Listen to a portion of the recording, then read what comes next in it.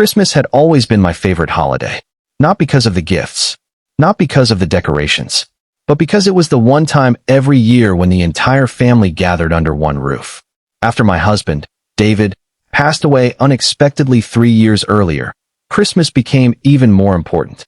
I wanted our 6-year-old daughter, Lily, to grow up remembering laughter instead of loss. So every December, we baked gingerbread cookies together. We decorated the tree while singing off-key to old Christmas songs. We watched the same holiday movie wrapped in the same oversized blanket that David had loved. I tried my best to keep his memory alive in ways that brought comfort instead of sadness. This Christmas, however, felt different from the beginning. My mother-in-law, Margaret, insisted on hosting dinner at her large house. She invited every member of the family. David's younger brother, his wife, cousins, uncles, aunts, everyone. When she called me, her voice sounded unusually cheerful. "I expect you and Lily at noon. I've already planned everything." I hesitated. Margaret and I had never been especially close. After David's death, our relationship became even more complicated. She never openly blamed me. She simply made comments that slowly wore away at my confidence. If David had slowed down that day, he worked too hard.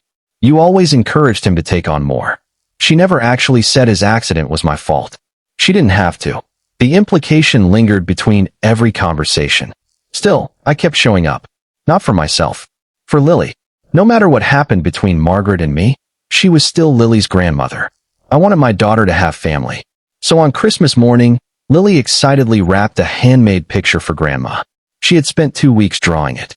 It showed our entire family standing together beneath a bright Christmas tree. At the very top, she had carefully written, "Family is love." She proudly held the picture during the drive.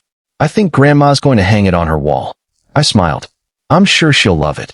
When we arrived, the house looked beautiful. Fresh snow covered the yard. Warm lights decorated every window. The smell of cinnamon and roasted turkey drifted through the front door. Inside, relatives greeted us warmly. Lily immediately ran to hug her cousins. For a while, everything felt normal. Margaret welcomed guests with practiced smiles. She complimented everyone's holiday outfits. She laughed during family photos. Watching her, I wondered if perhaps this year would finally be different. I quietly placed our homemade dessert on the kitchen counter. I brought David's favorite apple pie. Margaret glanced at it. "We already have enough desserts." Her tone wasn't rude, just cold. I nodded and quietly moved aside. An hour later, everyone gathered around the dining table. The room filled with conversation and laughter. Lily carefully carried her handmade drawing toward Margaret. "Grandma, I made something for you." Margaret accepted the picture without smiling. She looked at it for only a second before placing it on a nearby table. "Thank you."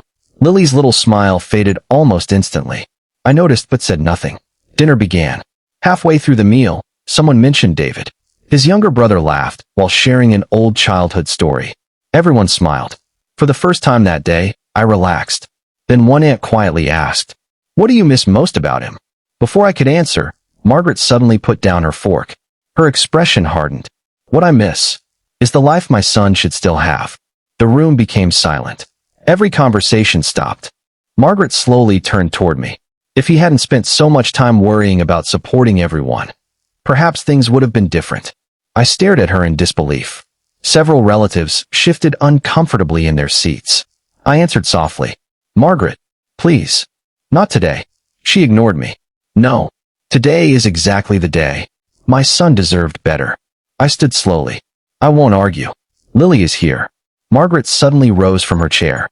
In one swift motion, she slapped me across the face. The sound echoed through the dining room. Lily gasped. Tears immediately filled her eyes. Margaret pointed toward the front door. "Take your daughter and get out of my house."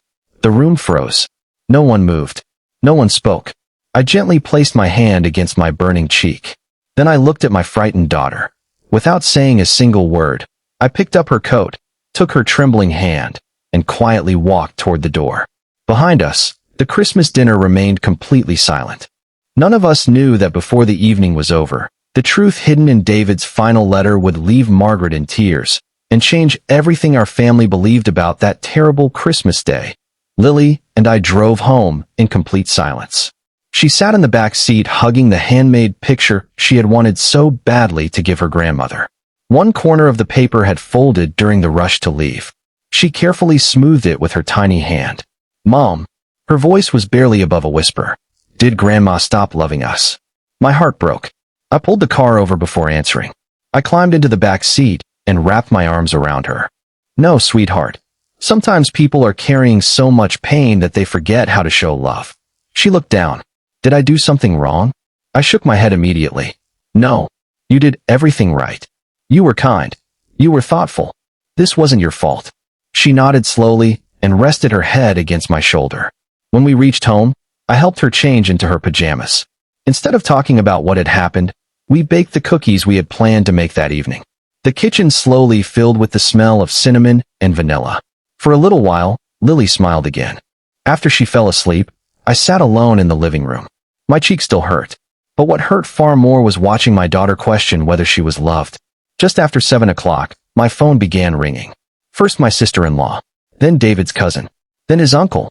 I ignored every call. Finally, David's father left a voicemail. His voice sounded shaken. "Please call me. It's about your mother-in-law." Before I could decide whether to respond, there was another knock at my door. Standing outside was David's younger brother, Michael. His eyes were red. "I know you probably don't want to see anyone, but I think you need to know what happened."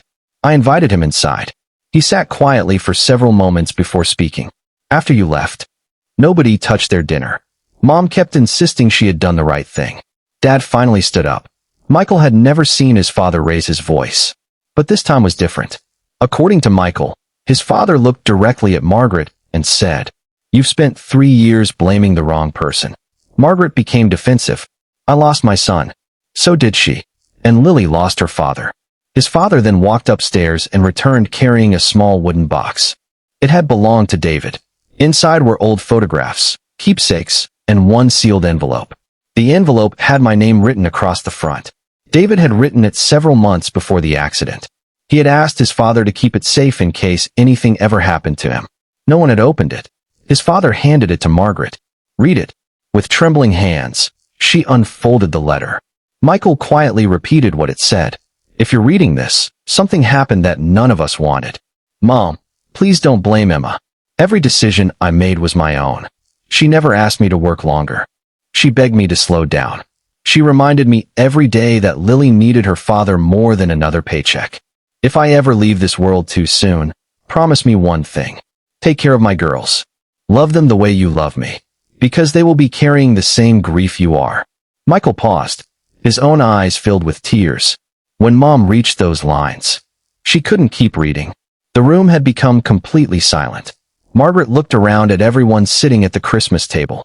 For the first time in years, she realized no one agreed with her. She had spent 3 Christmases directing her grief toward the one person David had asked her to protect. According to Michael, she covered her face and began crying uncontrollably. Not quiet tears. Deep, heartbreaking sobs. She kept repeating the same sentence. "I failed him. I failed my son." The next morning, there was another knock at my door. When I opened it, Margaret stood outside alone. She looked exhausted. The confident woman from Christmas dinner was gone. In her hands was Lily's drawing. It had been carefully flattened and placed inside a protective folder. "I don't expect you to forgive me," she said softly. "I only wanted to say, I'm sorry." For several seconds, neither of us spoke. Then she continued, "I blamed you because blaming grief felt impossible. I convinced myself that anger was easier than accepting I couldn't save my son." Tears rolled down her face. "I forgot that you lost him too." At that moment, Lily quietly walked into the hallway. She looked at her grandmother uncertainly. Margaret knelt down. "I'm so sorry, sweetheart. I hurt your mommy. I hurt you." Lily looked toward me. I gently nodded. She slowly stepped forward and hugged her grandmother. Margaret cried even harder. Over the following months, healing wasn't immediate. Trust had to be rebuilt one conversation at a time. Margaret began attending grief counseling. She apologized individually to every family member who had witnessed what happened. Most importantly, she stopped speaking about David's death with blame. Instead, she spoke about him with love. On Lily's next birthday, Margaret brought back the framed picture Lily had drawn. She had repaired the bent corner herself. It now hung in her living room above the fireplace. Underneath, it was a small plaque with David's favorite words. Family chooses love, even after heartbreak. Years later, people still remembered the Christmas dinner where my mother-in-law slapped me and ordered me to leave. But the moment our family never forgot came afterward. It was the moment a grieving mother finally read her son's final wish and understood that grief should never become a weapon against the people who are hurting beside us. That Christmas began with anger, ended with tears, and slowly became the first step toward forgiveness, healing, and becoming the family David had always hoped we would be.